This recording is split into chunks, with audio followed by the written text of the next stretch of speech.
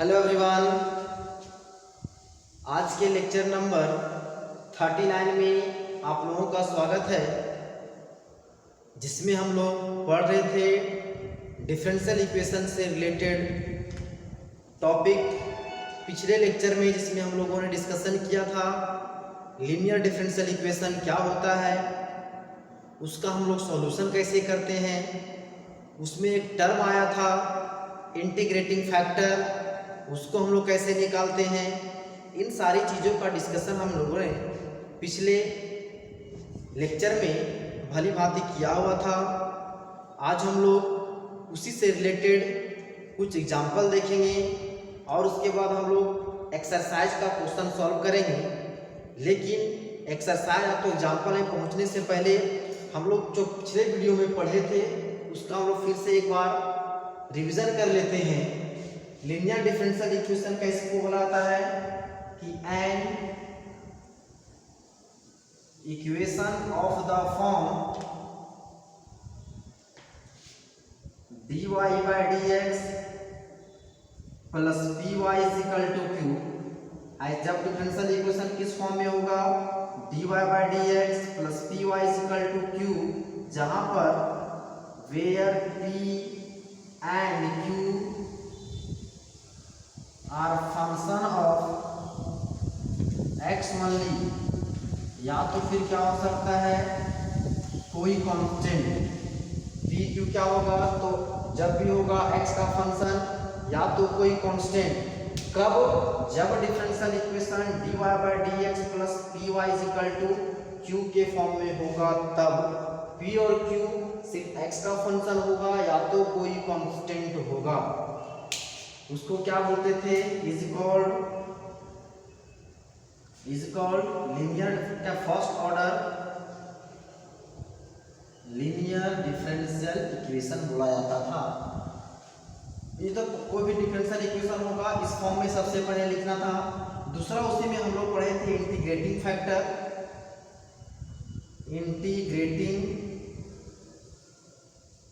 Factor, जिसको हम लोगों ने शॉर्ट में IF बोला था। ये क्या होता है, e raise to the power क्या था, इंटीग्रेशन ऑफ p dx। कब? जब डिफरेंशियल इक्वेशन इस फॉर्म में होगा। एंड तीसरा जो उसमें पढ़े थे, जो रिक्वायर्ड सॉल्यूशन जो था, क्या होता था, y into integrating factor is equal to integration of q integrating factor dx plus c। ये मेरा रिक्वायर्ड सॉल्यूशन था। कब? जब डिफरेंशियल इक्वेशन इस फॉर्म में था। यदि ये मेरा dy by dx के फॉर्म में है, यदि वही डिफरेंशियल इक्वेशन पिछले वीडियो में डिस्कशन किया था, जब इस फॉर्म में हो जाए dx by dy plus px is equal to q, dx by dy plus px is equal to q। इसमें देखिए थोड़ा सा जस्ट रिवर्स है, उसमें जहाँ जहाँ x था वहाँ क्या हो गया y। मतलब ध्यान दीजिए, यदि dy by dx है इसके रिस्पेक्ट में डेरिवेटिव है, x के रिस्पेक्ट में, मतलब p और q किसका फंक्शन, x का फंक्शन। इसमें देखिए ये मेरा y के रिस्पेक्ट में है, तो यहाँ पे हो जाएगा where p and q are function of y only, आ तो कोई कांस्टेंट। ठीक, जब ये मेरा डिफरेंशियल इक्वेशन है तो इस केस में इंटीग्रेटिंग फैक्टर क्या हो जाएगा, इस केस की बात कर रहे हैं। इंटीग्रेटिंग फैक्टर इसमें हो जाएगा e raise to the power p, यहाँ है dy तो हो जाएगा dy। और इसका जो रिक्वायर्ड सॉल्यूशन क्या था, तो यहाँ पे था x से y इंटीग्रेटिंग फैक्टर, तो इस केस में क्या हो जाएगा x इंटीग्रेटिंग फैक्टर हो जाएगा q इंटीग्रेटिंग फैक्टर, यहाँ पे dx है, यहाँ पे क्या हो जाएगा dy प्लस c। ये मेरा रिक्वायर्ड सॉल्यूशन होगा। ध्यान रखिए, जब इस फॉर्म में dy by dx में होगा हमको इस प्रोसेस से बनाना है, dx by dy में होगा हमको इस प्रोसेस से बनाना है। लेकिन हमको जो भी डिफरेंशियल इक्वेशन होगा सबसे पहले इस स्टैंडर्ड जो फॉर्म है उसमें हम लोगों को क्या करना होगा, कन्वर्ट करना होगा, तब हम लोग उसका सॉल्यूशन करेंगे। खैर, ये तो हम लोग का डिस्कशन था पिछले वीडियो में, जो हम लोगों ने डिस्कशन किया था। एक बार हम लोग उसको फिर से देख लें। चलिए इसी से रिलेटेड हम लोग एक एग्जाम्पल देखते हैं, उसके बाद हम लोग एक्सरसाइज का क्वेश्चन सॉल्व करेंगे। देखिए एग्जाम्पल लेते हैं, एग्जाम्पल क्या है लेते हैं, x dy by d x dy by d x minus y is equal to x square. ये मेरा डिफरेंशियल इक्वेशन है, x dy by d x minus y is equal to x square. अब इसको हम लोग को सॉल्यूशन करना है। अब देखिए ये मेरा डिफरेंशियल इक्वेशन है जिसका ऑर्डर क्या है, फर्स्ट ऑर्डर है। अब यहाँ से अब एक सवाल आ सकता है, सर कैसे जानेंगे कि मेरा जो है होमोजीनियस है कि वेरिएबल सेपरेबल। यहाँ से यदि वेरिएबल सेपरेट कीजिएगा तो वेरिएबल आपका सेपरेट नहीं होगा, जब होमोजीनियस यदि चेक कीजिएगा तो ये भी होमोजीनियस में नहीं होगा। मतलब ये x dy by d x इस टर्म को उधर ले जाइएगा तो हो जाएगा एक्स स्क्वायर प्लस वाई, और ये x ना डिवाइड कीजिएगा हो जाएगा डिवाइडेड बाय x। और होमोजीनियस के लिए था एक फंक्शन क्या होना चाहिए, f of kx ky equal to f of xy। इसको चेक कीजिएगा तो उसको सेटिस्फाई नहीं करेगा। देख सकते हैं यदि यहाँ पे f kx ky पुट करते हैं इसके यहाँ पर तो हो जाएगा k square x square plus ky kx।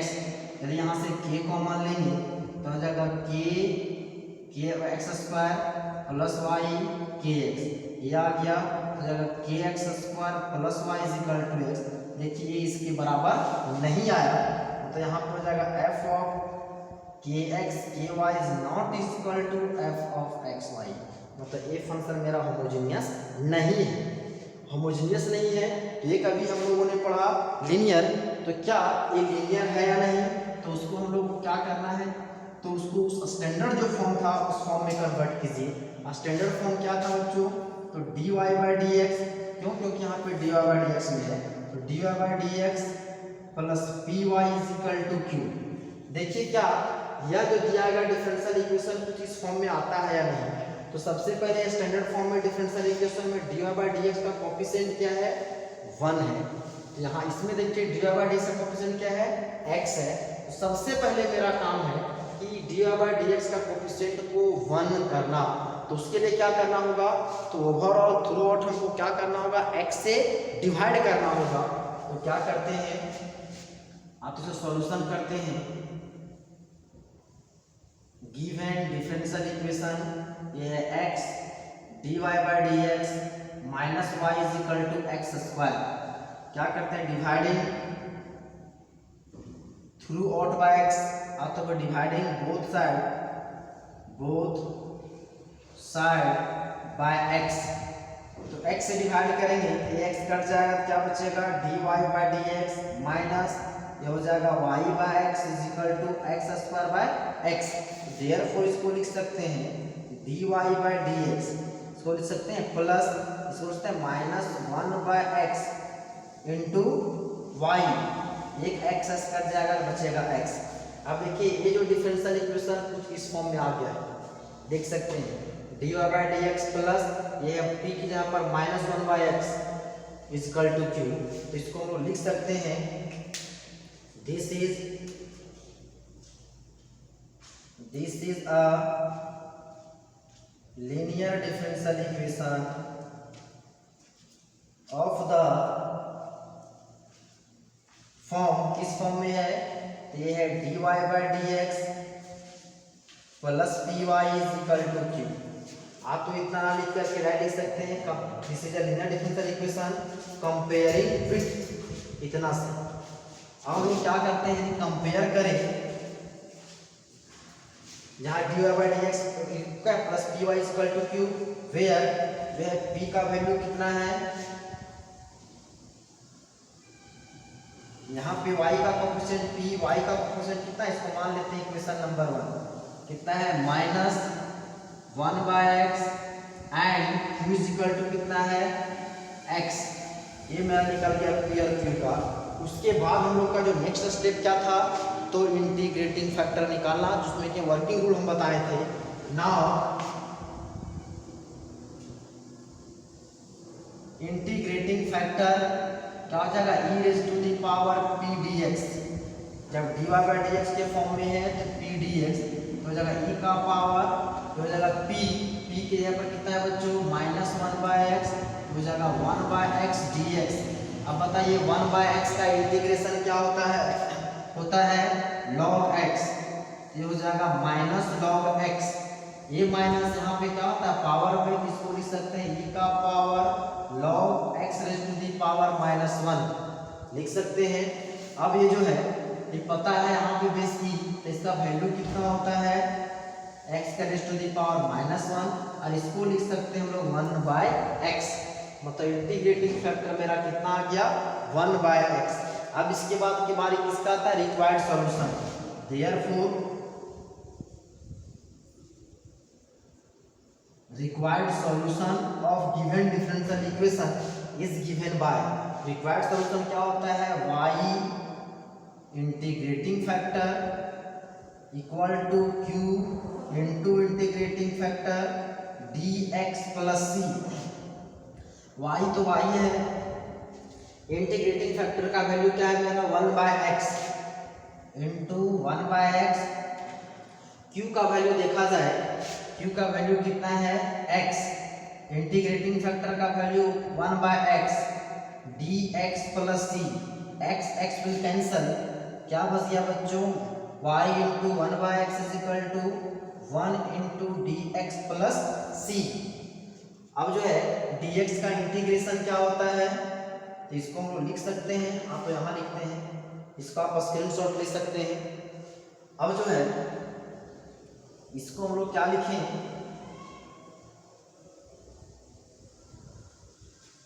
ये हो जाएगा y/x is equal to x plus c, क्या लिख सकते हैं y/x dx का इंटीग्रेशन x प्लस c। ये हमारा रिक्वायर्ड सॉल्यूशन, या तो हम इसको देयरफॉर इस तरह भी लिख सकते हैं y इज इक्वल टू, इसको क्रॉस मल्टीप्लाई कर दें हो जाएगा x² प्लस cx। ये मेरा क्या हो गया सॉल्विंग आंसर, इसको लिख सकते हैं this is the required solution of given linear differential equation, आप तो जनरली बोल दीजिए डिफरेंशियल इक्वेशन। ये मेरा क्या हो गया सॉल्यूशन हो गया। अब हम लोग देखते हैं नेक्स्ट एक क्वेश्चन एग्जांपल, उम्मीद करते हैं आपको समझ में आ गया होगा। अब हम लोग देखते हैं नेक्स्ट एग्जांपल एक और, उसके बाद हम लोग क्या करेंगे एक्सरसाइज में इंटर करेंगे। यह भी एक्सरसाइज जो है बेहद इम्पोर्टेंट और बेहद ही आसान है। जैसा कि आप लोग को पढ़ के एक एग्जांपल देखें, उससे आप लोग को समझ में आ गया होगा कि यह एक्सरसाइज बहुत कुछ हार्ड नहीं है। नेक्स्ट हम लोग एग्जांपल लेते हैं, एग्जांपल नंबर 2 बोला जाए, देखते हैं क्या है dy/dx minus y tan x is equal to 2 sin x। क्या लेंगे कि dy/dx minus y tan x is equal to 2 sin x, ये मेरा डिफरेंशियल इक्वेशन है। आप इसको देख सकते हैं ये मेरा लीनियर के फॉर्म में है या नहीं है। देखिए dy/dx minus y tan x is equal to 2 sin x, ये मेरा जो है लीनियर के फॉर्म में है। इसको आप कंपेयर कर सकते हैं। चलिए इसका पहले सॉल्यूशन करते हैं। ये क्या है गिवन डिफरेंशियल इक्वेशन, क्या दिया हुआ है dy/dx minus y into tan x is equal to 2 sin x। इसको मान लेते हैं इक्वेशन नंबर 1। इसको लिख सकते हैं this is a linear differential equation of the form, किस फॉर्म में है तो यह है dy/dx plus py is equal to q के फॉर्म में। अब यहाँ से वेयर कंपेयर करके निकाल सकते हैं, वेयर p का वैल्यू कितना है बच्चों, p का मतलब y का कोफिशिएंट यहाँ पे कितना है माइनस tan x, तो लिख सकते हैं ये मेरा क्या हो जाएगा minus tan x and q मेरा कितना है ये टर्म है, ये कितना है 2 sin x। किसी को दूसरा और थोड़ा सा इसको स्टैंडर्ड बनाने से इस तरह भी लिख सकते थे dy/dx प्लस कर दिए यहाँ पे कर दिए फिर minus tan x y is equal to 2 sin x। अब ये मेरा किसके फॉर्म में आ गया, इस फॉर्म में। आप ये भी लिखिएगा तो कोई दिक्कत नहीं, यहाँ पे आपको माइनस लेके चलना होगा, क्योंकि हम लोग स्टैंडर्ड फॉर्म में क्या है, यहाँ पे प्लस लिया हुआ है। तो आप इस तरह भी कर सकते हैं, आप इंडिपेंडेंट हैं। अब हम लोग का पी और क्यू का वैल्यू आ गया। अब हम लोग क्या निकालेंगे, तो हम उसके बाद का स्टेप हम लोग का होता है कि इंटीग्रेटिंग फैक्टर निकालना। नाउ क्या है इंटीग्रेटिंग फैक्टर, क्या होता है बच्चों, e raise to the power p dx। तो e का पावर p का वैल्यू कितना है, माइनस tan x dx, इतना। अब बताइए tan का इंटीग्रेशन क्या होता है, integrating factor is equal to e का पावर tan का इंटीग्रेशन क्या होता है, log sec x। तो ये हो जाएगा log sec x, ये माइनस यहाँ पावर में जाएगा तो ये क्या हो जाएगा, e raise to the power log क्या हो जाएगा, sec x raise to the power -1, इस तरह से। अब बताइए यहाँ पे क्या है, बेस की है, तब इसका वैल्यू कितना हो जाएगा, sec x का पावर -1। अब इसको लिख सकते हैं 1/sec x, and 1/sec x का वैल्यू कितना होता है, cos x। मतलब इंटीग्रेटिंग देयरफॉर लिख सकते हैं मेरा इंटीग्रेटिंग फैक्टर कितना निकल गया, cos x निकल गया। ठीक, अब इंटीग्रेटिंग फैक्टर निकल जाता है, उसके बाद का स्टेप हम लोग को क्या है, तो उसका रिक्वायर्ड सॉल्यूशन निकालना। देयरफॉर हम लोग क्या करते हैं, रिक्वायर्ड सॉल्यूशन क्या होता है, y into integrating factor equal to integration of q into integrating factor dx plus c। ये y इंटीग्रेटिंग फैक्टर कितना है, ये आया है मेरा cos x is equal to, अब q का वैल्यू कितना है, 2 sin x, यह आ गया है 2 sin x into integrating factor कितना है, cos x dx plus c। y cos x is equal to, अब फार्मूला देखिए यहाँ पे कुछ आ रहा है फार्मूला में, 2 sin x into cos x, क्या होता है फार्मूला, sin 2x, ये मेरा हो जाएगा sin 2x dx plus c।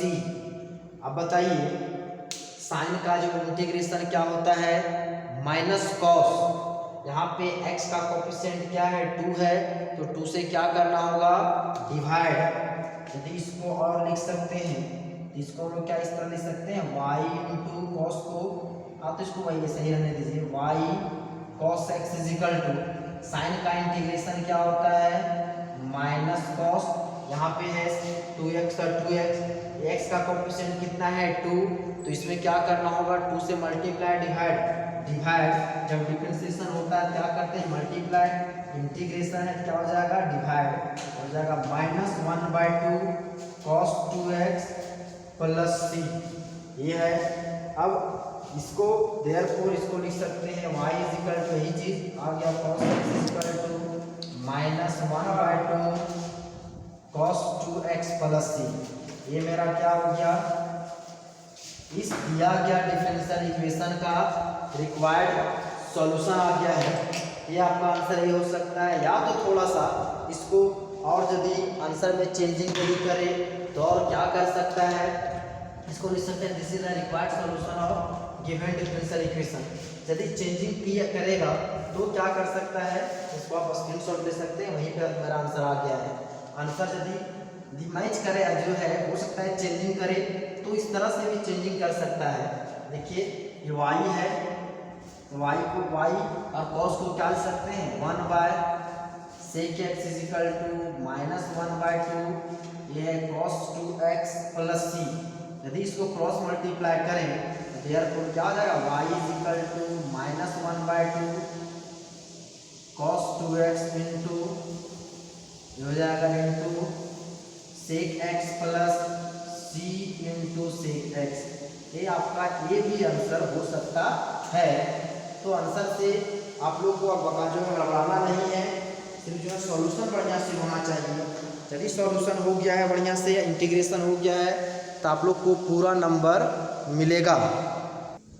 इस तरह से अभी हम लोगों ने देखा 2 क्वेश्चन लेकर के कि लीनियर डिफरेंशियल इक्वेशन का सॉल्यूशन हम लोग किस तरह से करते हैं। यह एक्सरसाइज वाकई में जो है 6 मार्क्स तो समझिए कि इससे यदि आता है तो आप लोग क्या है गिफ्ट है, बहुत ही आसान तरीके से बनेगा। लेकिन इसके लिए आप लोगों का इंटीग्रेशन मजबूत होना चाहिए। यदि इंटीग्रेशन यदि भूल रहे हैं तो आपका कोई उपाय नहीं है। यदि इंटीग्रेशन बढ़िया जान रहे हैं तो कोई दिक्कत नहीं होगा, आपको 6 मार्क्स बहुत ही आसानी से मिल जाएगा। तो नेक्स्ट डे हम लोग जो है तो नेक्स्ट लेक्चर में हम लोग जो है क्या करेंगे, जो है नेक्स्ट एक्सरसाइज जो हम लोग का था 23.7 मतलब डिफरेंशियल इक्वेशन का लास्ट एक्सरसाइज वो हम लोग स्टार्ट करने वाले हैं। अब हम लोग को सब उम्मीद करते हैं ये आप लोग को समझ में आ चुका होगा। आज के लिए इतना ही, धन्यवाद।